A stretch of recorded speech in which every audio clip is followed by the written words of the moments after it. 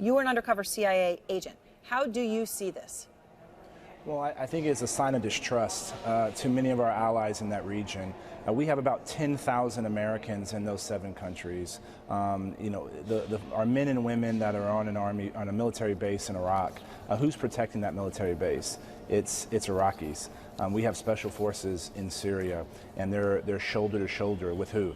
Syrians. And this is an issue that is going to cause friction with many of our partners. We've seen in Iraq that there were the opponents of the current administration in Iraq trying to use this as an example to kick U.S. forces out or to not cooperate. We have to remember that we do live in a dangerous world. And to fight Islamic terrorism, we need allies and we need partners. And in a place like Iraq, many Iraqi men and women have given their ultimate life to put ISIS and Al-Qaeda on the run in order to keep them off of our shores. So the Trump administration, has obviously picked the 7 countries, by the way, same ones that Congress had identified as risks under President Obama, but it handled it differently, right? They didn't do an outright ban. They certainly didn't talk rhetorically anywhere like how the Trump administration is talking. You're a member of the House Intelligence Committee. Are you aware of any intelligence suggesting terror plots from these countries right now that would show this was a real and present danger necessary for a ban? There are no credible, real threats on the homeland as of 2 days ago.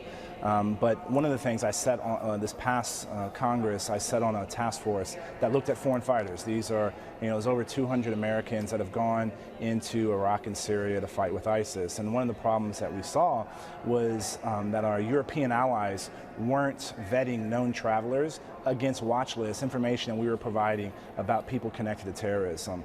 There are visa loopholes and issues that need to be tightened up. And we've passed legislation in the last Congress looking at some of those issues, and we're looking to reintroduce those in the House. They passed in an overwhelmingly bipartisan way.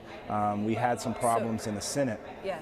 So I just want to understand. So it sounds like what you're saying is that the threats, such that they are, as you see them now, are much more likely to come from Europe, whether it be people who have gained access to Europe. As by the way, we've seen Europeans with European passports able to go ahead and perpetrate acts. That's what you're saying, not these 7 countries.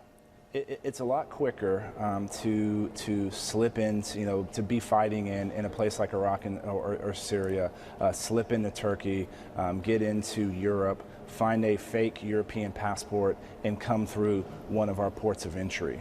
That is something that would take a significant less amount of time, and the folks that we have to fight against are people that are smart, that are committed.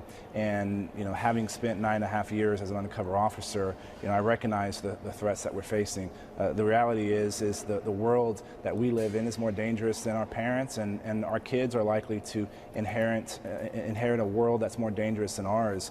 And so doing everything we can to fight Islamic terrorism is important, but we got to have allies.